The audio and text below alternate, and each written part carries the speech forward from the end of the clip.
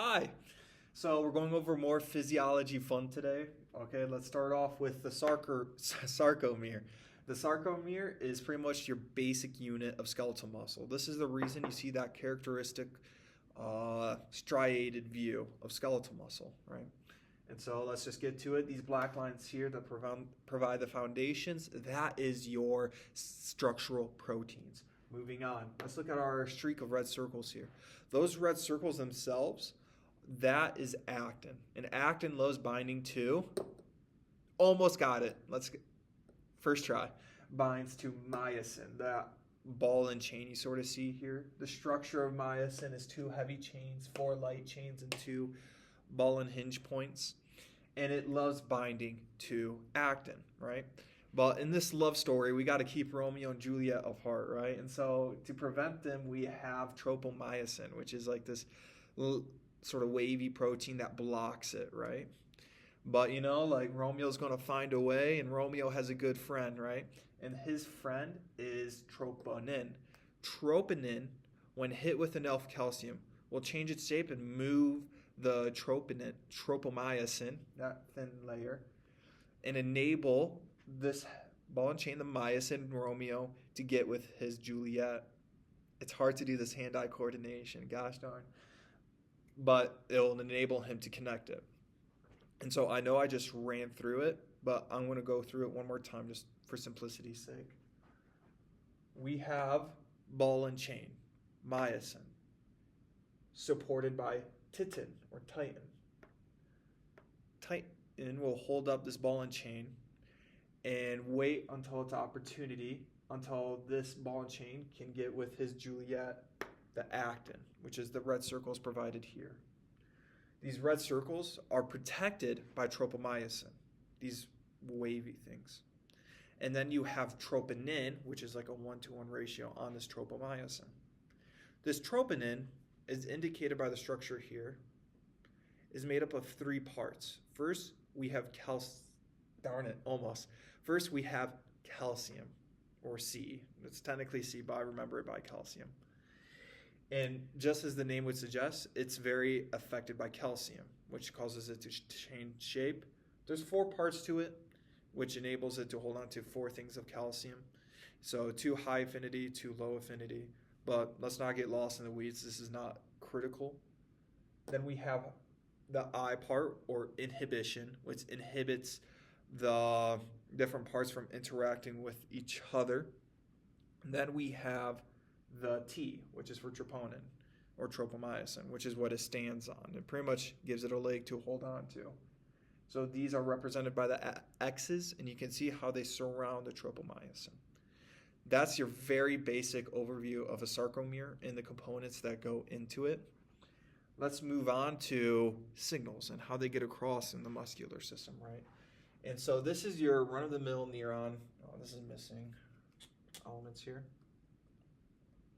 So like everything else in the muscular system, it needs calcium just to get the most basic of things done, right? And so we have this neuron. We have our DHP, which if you remember, it is our voltage-gated calcium channel, which changes the shape of the snare proteins and enables the vesicles here to attach and then to eventually dissolve through, where acetylcholine, like if you're going to take a shot in the dark to what is the neurotransmitter, I'm not saying you should have to take a shot in the dark, but if you did, guess acetylcholine, you'll be right most of the time. And this acetylcholine opens up ligand-gated channels on the skeletal muscle and lets positive cations through. So these positive cations get through and they increase, or I should say, depolarize this traditionally negative muscle, right? And so here's the problem. That's great and all, but your skeletal muscle goes deep, right? It's tough. And this can only really get to the outside layers of it. And so to counteract this, your body has developed these T-tubules attached to the sarcoplasmic reticulums, right? And these sarcoplasmic reticulums, they are just massive amounts of calcium, right? So these T-tubules are little invaginations that dig deep into the skeletal muscle. And as you increase in your positive charge, especially in the T-tubule, this marker is dead, my apologies, it will open up this channel right here. You can't really see it well, so let me outline it again. Can you see it better? Yeah. So this is actually composed of two parts. This channel right here that will lead to the sarcoplasmic reticulum. First, you have your classic DHP, calcium voltage gated channel, right? And remember, since this is already getting depolarized by the cations, it's going to raise the voltage until it opens up. As it opens up, it's going to open up the I almost missed a step. Usually it's annotated just by RYR, but it's like ryanodine is the second channel. And the thing is, this calcium voltage gated channel, just by virtue of it opening, it also opens up that second channel. So it's sort of like two-factor identification, right? It just provides another layer of protection for the sarcoplasmic reticulum, right? Because you don't want this opening on accident. If this John opened on accident, like, you'd be in a form, I believe it would be spastic paralysis, because you'd have a constant positive and it'd cause your arm to be permanently jolted. So needless to say, you want to make sure it's closed up tight. But in this case, we want to open. And so it opens up and it floods the system with more calcium, which provides a greater positive charge, which enables it to really get all the way through, right? Because if it was only the top layer, you get like a little limp reaction and you'd be flaccid paralysis essentially. But since this does work, you have complete control over your arm. I know you're probably admiring my massive biceps right now, but we have to move on. And so let's erase this. So for the last part of this part 1 video, we're going to cover the skeletal system's bridge cycle. And so, okay, perfect. It's going to look a little something like this, right? Pretend this is your bridge, right? And this is a simplified view. Actually, I'm going to move it a little more to the right so you guys can see better. This is your bridge. Let's pretend this is your actin, right? So this line is just your actin. Take on good faith. I know it doesn't look great. And this is your myosin head. And it has a little phosphate friend that keeps it cocked, essentially.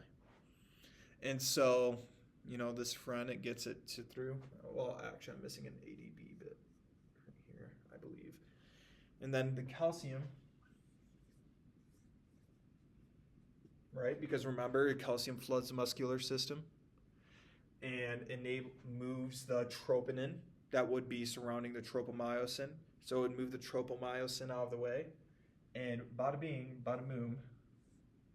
I'm sorry, I won't say that again. That's so cringe. We're now looking at this. Right now, the myosin is in the cocked position,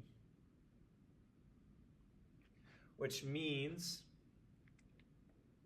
that it can still shrink, because eventually it's just going to clamp up once it's been phosphorylated and all of that.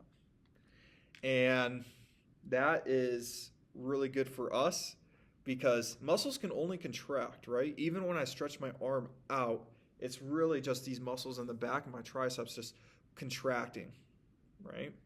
And when I bring it back up, it's just my massive, incredibly impressive bicep contracting as well. Regardless, eventually this does lose its phosphate, which means it's now in the cocked position. And because of that decreased angle, it's going to tug the actin forward, right? And that's money. No, that's money. That's really good. And so now we're looking at this and we're thinking, okay, what's the next step? What do we do here? Well, We use our bit of our energy currency, gracias a la mitochondria, and throw in an ATP.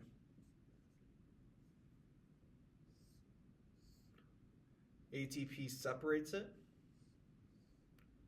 We have our ATP here. And then through hydrolysis, it resets the process. So you'll notice here how I used ATP as a way to get the, what's the word I'm looking for, myosin head off. That's a pretty important step of the process. Hydrolysis, really important for recocking. Here, let me, so you can see the, perfect, first try. Yeah, sorry. Yeah. So you can see, let me just review this one more time. We have the myosin head. It's been cocked with a phosphate. The calcium changes the shape of the troponin, which changes the shape of the tropomyosin, which exposes this actin, which is what this line represents, and it gives the chance for the myosin heads to bond to the actin. However, as your body spends that energy, cuts off the phosphate, which also reduces heat, so now you know why you shiver, right? Because it's a great way of producing heat. Pops the phosphate off. Bad news, your myosin head is still stuck on. ATP comes into the party. ATP pops it off, and then through hydrolysis, it recocks it, ready for another reaction. This happens extraordinarily quickly, which is good, because unlike smooth muscle, this goes super quick. Like if it was smooth muscle, which is more efficient, I would argue, but slower, it would be like this. But skeletal muscle, I can do this for a relatively long time before getting too tired. But that's it for the first part of this video. I'll be covering smooth muscle in the second.